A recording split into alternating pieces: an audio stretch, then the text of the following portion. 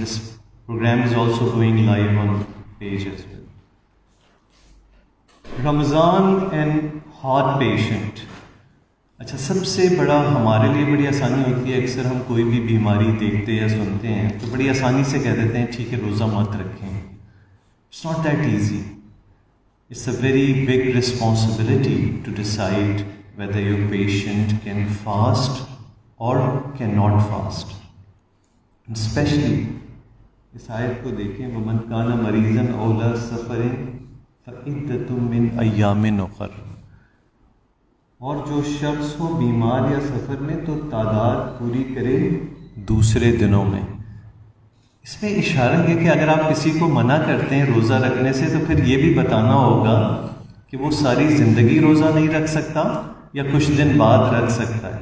So it's a very very big, because both of these consequences have different outcome in a way. कभी नहीं रख सकता तो फिर उसको कुछ और करना होगा, और कभी रख सकता है तो कुछ और करना होगा. That means whenever we are deciding our patient for sake of fasting or non-fasting, we have to assess our patient properly. It's not just the disease label. Important is disease status. एक label लगा हुआ है blood pressure का तो रोज़ा नहीं रखें, ऐसा कुछ नहीं है. ब्लड प्रेशर का स्टेटस क्या है, वो किस मकाम पे है, किस शिद्दत से है, क्या रोज़ा रखने से खुदा न खास्ता जान को ख़तरा हो जाएगा, तो फिर आप ये कह सकते हैं. लग रहा है ये भी वही सेम, ये मेरा बस छोड़ दो.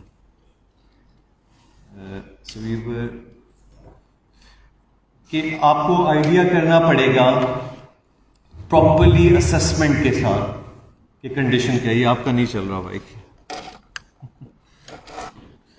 I can keep the one which I had already. बस ठीक. अब मैं इसको आपके लिए एक छोटा सा सिनेरियो बेस लेता हूँ. कॉमनली इसी नौइयत के पेशेंट्स हमारे पास आते हैं.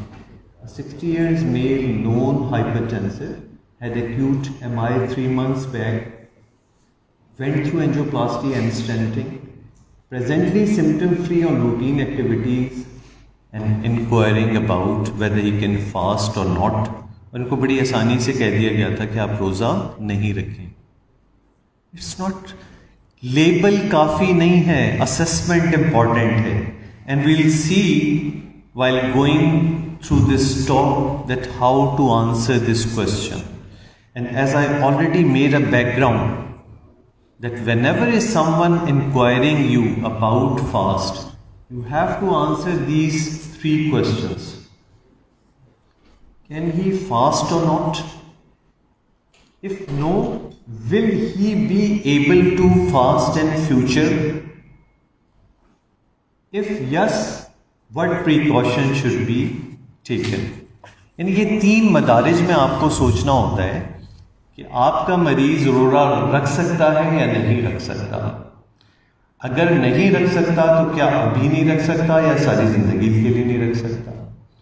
और रख सकता है तो उस डिजीज़ कंडीशन, मेडिकेशन और उन तमाम चीज़ों में क्या अल्टरेशन करनी होगी कि वो स्मूथ सेलिंग के साथ विदाउट कॉम्प्लिकेशन इस रमज़ान में अपने तमाम रोज़े रख सके.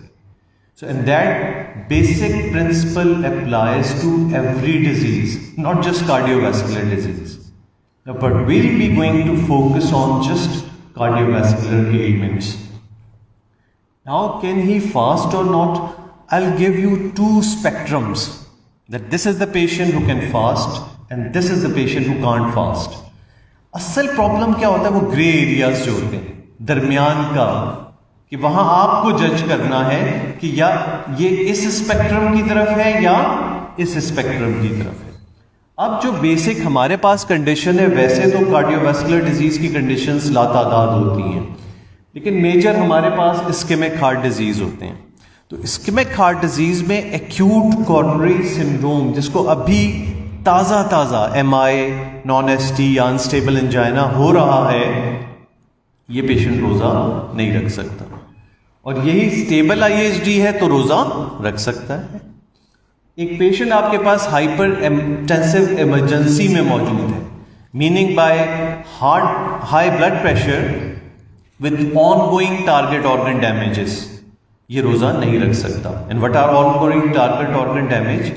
hypertension with stroke, hypertension with pulmonary edema, hypertension with acute coronary syndrome. So all those conditions which are an acute complication of hypertension. So if you have such kind of hypertensive patient, that can't fast. लेकिन एक पुराना stable hypertensive जिसका mild moderate blood pressure थोड़ा सा बढ़ा हुआ भी है लेकिन वो दवाइयों पे चल रहा है विदाउट सिम्टम, वो रोजा रख सकता है। सीवियर सिम्टोमेटिक हार्ट फेलियर, ये रोजा नहीं रख सकता। शॉर्टनेस ऑफ ब्रेथ है, फ्रीक्वेंसी ट्रीटमेंट की अल्टर करनी पड़ती है अकॉर्डिंगली, कभी कभी इंजेक्शन लेसिक्स के भी लगाने पड़ जाते हैं, तो ही कांट फास्ट। हाँ, यही इजेक्शन फ्रैक्शन 25%, लेकिन stable asymptomatic on routine activities with stable treatment for last 3 months, कि कोई अल्टरेशन की जरूरत नहीं पड़ी, ये रोजा रख सकता है। Similarly, the valvular and congenital, severe symptomatic valvular congenital रोजा नहीं रख सकते। Stable congenital treated or non-treated with surgery or pre-surgery, ये रोजा रख सकते हैं।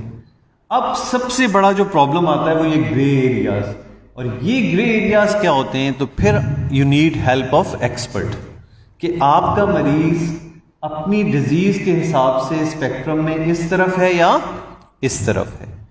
फिर इस ग्रे एरिया में patient wishes and wills important है। भाई कुछ ग्रे एरिया ऐसा होगा कि वो क्लासिकल कॉम्प्लिकेशन के स्टेज पे नहीं है, but he can have a chance of having problem. Now you have to counsel कि ये चीजें करनी है, ये चीजें करने के बावजूद ये कुछ हो सकता है, और खुदा ना खास्ता ऐसा कुछ हुआ तो आपको रोजा तोड़ना पड़ेगा, एंड इट्स अलाउड। तो फिर वो एक प्रॉपर काउंसलिंग उस गेज में रहना पड़ता है कि बताना पड़ता है कि ये स्टेटस होगा। हाँ, आपको अपनी तरफ से ज्यादा कॉम्प्लिकेटेड लगता है, specially without any social support a patient, तो फिर ना रखे तो बेहतर है, तो उस थ्रेड में ना जाए। But it depends on patient to patient. Some patients are so willing that in spite of everything, होता क्या है कि फिर आप सब कुछ कर देते हैं और वो अगले साल जब आपके पास आता है, डॉक्टर साहब मैंने तो 30 पूरे रोजे रखे, मुझे तो कुछ नहीं हुआ। So you are at very low stage. You can allow him with his wishes and wills, but warning about symptoms and complications of fasting, ये इंपॉर्टेंट होता है फिर ऐसे मरीज में, ताकि आप उसको उस चीज से आगाह कर दें कि ऐसा हो तो बराए मेहरबानी फौरी डॉक्टर से राब्ता करें। If no, will he be able to fast? ये तो आंसर क्लियर है कि फ्यूचर में कर सकता है या नहीं कर सकता। जाहिर सी बात है, अगर कभी नहीं कर सकता तो उसको फिर गाइड करना होता है कि उसको फिदिया देना है उसके हिसाब से, और कर सकता है तो गिनती पूरी करनी है। लेकिन अगर कर सकता है तो फिर क्या प्रिकॉशंस लेनी चाहिए, ये थोड़ी सी हम कार्डियोवैस्कुलर पेशेंट की बात कर लेते हैं कि प्रिकॉशन या अल्टरेशन क्या क्या होती हैं एक कार्डियक पेशेंट। देखें, post MI, post PCI, post cabbage and angina patient on medical treatment, ये सब पेशेंट रख सकते हैं अगर पिछले 2-3 महीने से इनको कोई सिम्टम नहीं हुए और इनकी मेडिकेशन स्टेबल चल रही है, कोई अल्टरेशन की ज़रूरत भी नहीं पड़ी। करना क्या होता है कि हम अमूमन कोशिश ये करते हैं कि ज़्यादातर दवाइयों को हम अफ्तार में ले जाएं, स्पेशली एंटीप्लेटलेट जो मॉर्निंग में ली जाती है अफ्तार में चली जाए, और तमाम एंटी हाइपरटेंसिव्स भी अफ्तार में चली जाएं। कभी कभार नाइट्रेट्स चल रही होती हैं, मैं इवन वो भी अफ्तार और तरावी पे इस तरह उसका डबल कर लेते हैं। लेकिन फिर वो आपको पेशेंट की हीमोडायनेमिक्स देखने होते हैं। अमूमन I keep beta blocker in the morning, specially patient of ischaemic heart disease, क्योंकि रेट बढ़ता है, इसको एंजाइना का खतरा, दिन में फिजिकल एक्टिविटी ज़्यादा होती है, तो उस वजह से अमूमन I keep beta blocker in morning with सहर, otherwise I keep all other medication in अफ्तार एंड तरावी accordingly to the haemodynamics and other. अच्छा, अब एक बड़ी इंपॉर्टेंट चीज़ है कि इवन स्टार्ट भी किया है, फर्स्ट 5 to 10 रोजाज आर वेरी इंपॉर्टेंट कि उसमें थोड़ी सी उसको अपनी मॉनिटरिंग और specially check heart rate, blood pressure before अफ्तार, इफ नीडेड रिड्यूस सहर डोज और एड ऑन अनदर ड्रग। ये जो हमने सारी दवाइयां दिन की उधर कर दी हैं, तो अब ये वाला क्रिटिकल असर से मगरिब का टाइम इंपॉर्टेंट है कि इसमें वो अपना हार्ट रेट और ब्लड प्रेशर चेक कर ले। खुदा ना खास्ता आपकी इतना कुछ करने के बावजूद भी बीपी ड्रॉप हो रहा है तो फिर मॉर्निंग की डोज कम करनी पड़ेगी, या उसको भी 2 टुकड़ों में करना पड़ेगा कि सुबह आधी कर दी और आधी रात में ले गए। और बढ़े हुए प्रेशर आ रहे हैं तो शायद कुछ वहां पे ऐड करना पड़ जाएगा। तो इसमें अच्छा है कि रमज़ान शुरू होने से 1-2 हफ्ते पहले नफली रोजे रखे, इस अल्ट्रेशन के मुताबिक अपनी हीमोडायनेमिक्स देख ली जाए कि आपकी हीमोडायनेमिक्स कैसे बिहेव कर रही हैं, और फिर उसके मुताबिक आप अपनी दवाइयों को एडजस्ट करें। बाकी in spite of doing everything you have to warn for symptoms of complication, angina, hypotension, pulmonary edema, what are the precursor symptoms of all these 3 conditions, so that patient can check timely, and if something is arising he should be consulting doctor as early as possible. Heart failure में भी ये कीजिए कि diuretics अफ्तार और night पे। इसमें फिर important ये होता है कि पेशेंट आपका तरावी पढ़ रहा है या नहीं पढ़ रहा। अगर तरावी पढ़ता है तो फिर उसके बाद चली जाए ये दोनों दवाइयाँ, ताकि वो उस वाले पीरियड में डायलिसिस हो जाए। ओवरऑल वॉल्यूम वही रहे जो वो ओवरऑल लेता था, बहुत ज़्यादा वॉल्यूम ऐसा ना हो कि अफ्तार में ले लेके पल्मोनरी एडेमा में चले जाए। तो वॉल्यूम का स्टेटस का ख्याल रखना है। Check heart rate and blood pressure before अफ्तार for titration of morning dose. Again वही सेम अप्लाई होगा जो हाइपरटेंसिव में अप्लाई हो रहा था। बाकी for not just for patient, for every person, Ramzan is an opportunity for positive change. तकवा means self restraint from all evils. So जितनी भी वो बुरी बातें जो सेहत के लिहाज से भी बुरी थी, तो ये बड़ा बेहतरीन मौका है स्मोकिंग क्विट करने का, प्रॉपर डाइट की तरफ आने का, लाइफस्टाइल में चेंजेस करने का, लूजिंग वेट इफ ओबीज, और वो बुनियादी चीज़ें वो हम सब जानते हैं कि फल सब्जियां खाने में बढ़ाए जाएं, कन्वेंशनल जो हमारे डीप फ्राइड चीज़ें हैं वो ना ली जाएं, मिठास इससे जान छुड़ाई जाए, कन्वेंशनल ड्रिंक इसमें भी लें, आप कोल्ड ड्रिंक्स और सॉफ्ट ड्रिंक्स, बेवरेज ये सब अवॉइड किए जाएं। एक्सरसाइज भी की जा सकती है जो अच्छा टाइम है, लाइक आफ्टर 2-3 आवर्स ऑफ अफ्तार, कि वो उसके बाद की जाए एक्सरसाइज, यानी वो तरावी वाले टाइम पे। कुछ लोग इवन तहज्जुद पढ़ते हैं तो उससे पहले कर सकते हैं, लेकिन प्री अफ्तार एक्सरसाइज ना की जाए। In conclusion, careful assessment of disease status is needed to answer this question whether your patient cardiac or any other disease, fast or not.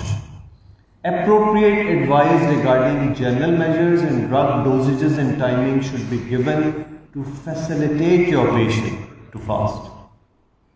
And Ramzan should be used to bring positive change in life. Thank you very much for your patience.